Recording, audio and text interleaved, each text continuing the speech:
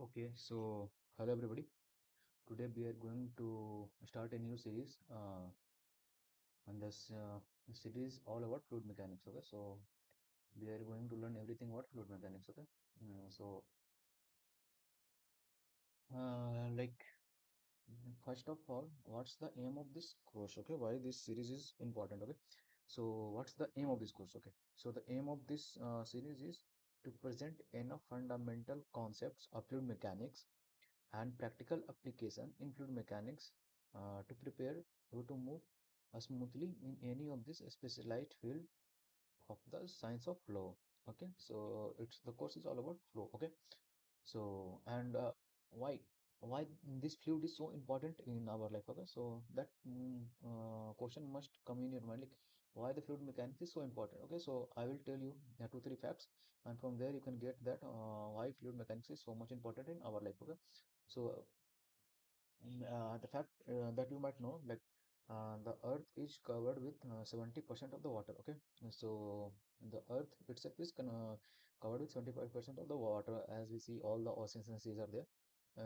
And earth is covered with almost 100% with air. Okay, as we can see in the atmosphere, so everywhere it's air only. So thus we can say that the scope of fluid mechanics is very vast and touches nearly every aspect of human life. Okay, so in every aspect of human life, there is a fluid. Okay. So from the fact, we got two things, like when we said Earth, okay, it is covered with two things only, water and air. Okay. So all the things that come, fluid is the thing that comprises all two is known as fluid. Like something is water and air is a part of fluid. Okay, subset of the fluid. Okay. And now this is all about the motivation and the application of the course, and now we are moving forward to technical aspect of this course. Okay, so the first thing that came in our mind is what's the fluid, like concept of the fluid. Like so everything in world we can see is in our real world is made up of a material or molecules. Okay, as you all know. So from overall aspects, from a very normal man, we can say that materials can be divided into two parts. The first one is solid and another one is fluid. Okay. Okay, so everything we can see in this world, and that can be classified into two parts, that is solid and fluid. So the question is that how solid or how fluid is different from solid, or how solid is different from fluid. Like how we are differentiating them in two different parts of material. Okay, so and the fundamental difference between them is come under shear stress and its application. Okay, so I guess all of you know about the shear stress and its concept. So in case of solid, like uh, I will draw and then I will explain it here. So let's suppose this is my solid body. Okay, okay, so solid body. Okay, now if we apply a load here, like something called here, so what do you think what supposed to happen here? So uh, from our general experience in our life, we can say that solid can resist a shear stress by a static deflection. Okay, so like if we applied a force and the force is large enough so that the solid body gets deformed. Okay, deformed solid body.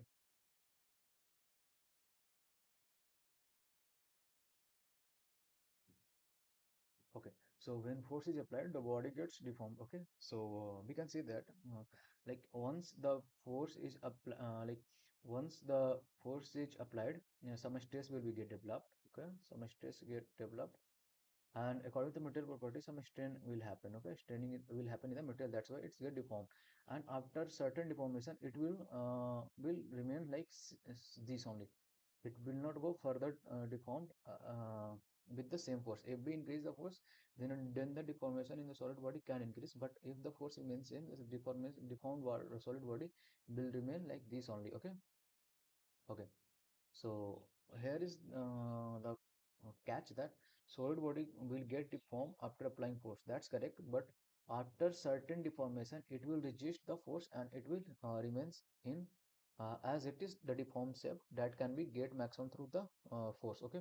So if we increase the force, the deformation will get increase. If we keep the force same, then after certain deformation, the solid body will remain same. Okay. Okay. But now, what if we do the same thing in case of fluid? What we'll see is like hmm, if here let's suppose this is a water.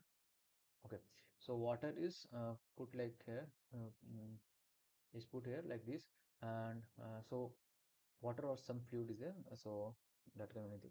So now, as you know, the water can't be in this way as it is in the atmosphere. Okay, so we need to put a box like a structure or anything like we are covered.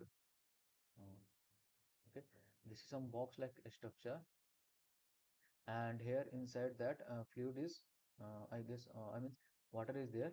Okay, and what will happen if we remove all this box? Okay,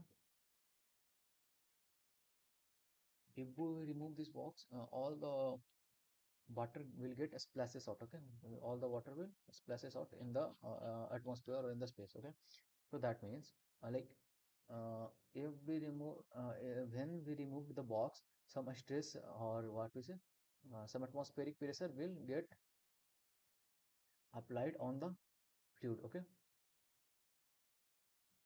and even though with very small forces, I mean if you multiply PATM into this cross sectional area, you will get some force. Okay, so even with these small forces, this uh, water or the fluid body will get deformed. Okay, and unlike in this case, if we applied a very a small even a very small pills and it starts to deform, it will continuously deforming. It will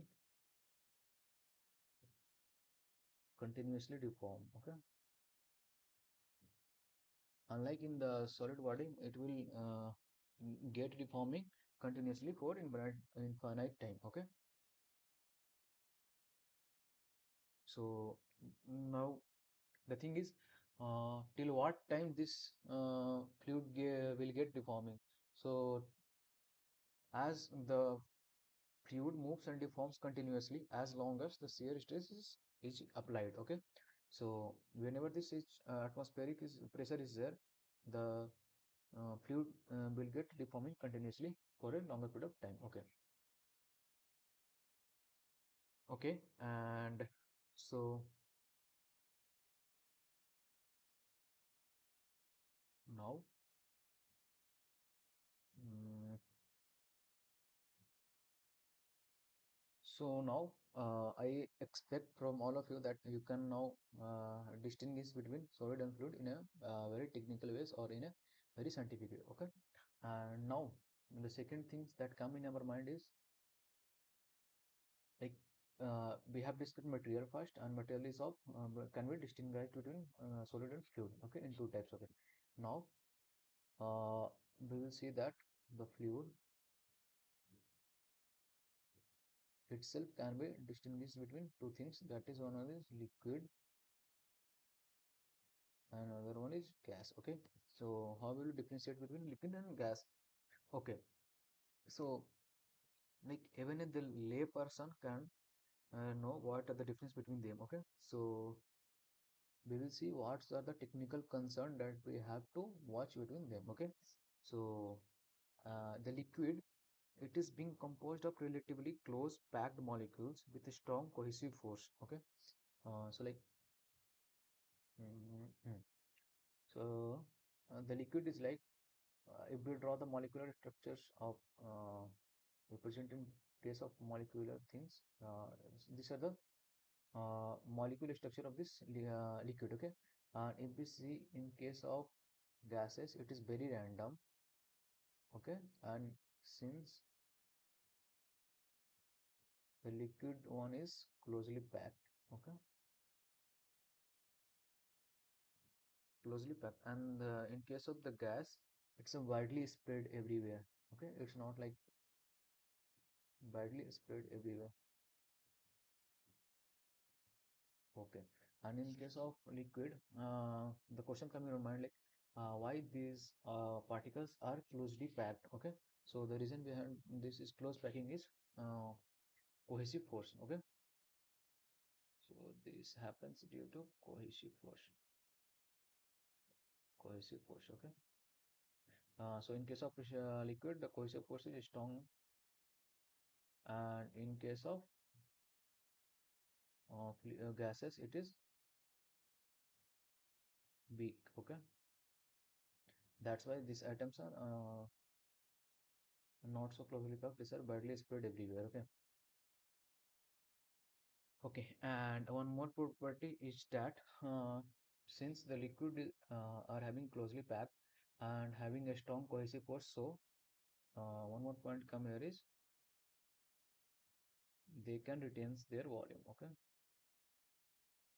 they can retain their volume,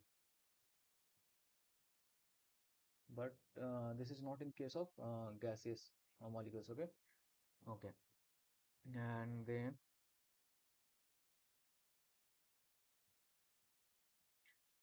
like Uh, I am going to now explain that how they are retaining their volume, and in case of gases, they are not. Okay, so I will explain it by drawing a figure. So let's suppose there is a bucket kind of thing, uh, two bucket kind of things. Okay, we use it. Okay, now suppose there is a liquid. Okay, so we have filled with. Let's suppose it is a water. Okay, so if you put this water in this bucket, it will remains at it is if you do not provide any disturbance or vibration in this. Okay, but in the case of air, even if you put here the air, okay, in the bucket, and if you have not closed it from the top, and in both cases you have not closed it from the top. Okay, so sir, just remember that. Okay, and when you closed sorry, when you have not closed the bucket from the top in case of both water and the air. Okay, let's see, water and this one is air. Okay, so whenever you have not like close the bucket from the top, the water will remain there for longer period of time. Like if you put the water here, if you come after 1 hour, the water will remains like that only. Okay, so there is no change in the water. That means the water's volume will remain as it is. So that's why we are saying the water can retain their volume. But in case of air, even you even you put the air here in the bucket, and from the top the bucket is opened, then the air will get removed out from the uh, bucket. Okay, so how this happens, like um, there is a molecular vibration in the air particle, so it will get come out from the bucket from the top. So that's why the air cannot retain their volume. So uh, air can retain only if they are closely packed from all direction and closed, like it should be closed from all direction. It should not be open, like in this case we have keep it in open from top. Okay, but when you cover the bucket with from the all direction, then the air will retain its volume. Okay, but not in case of when bucket is open from the top of its side. Okay, so now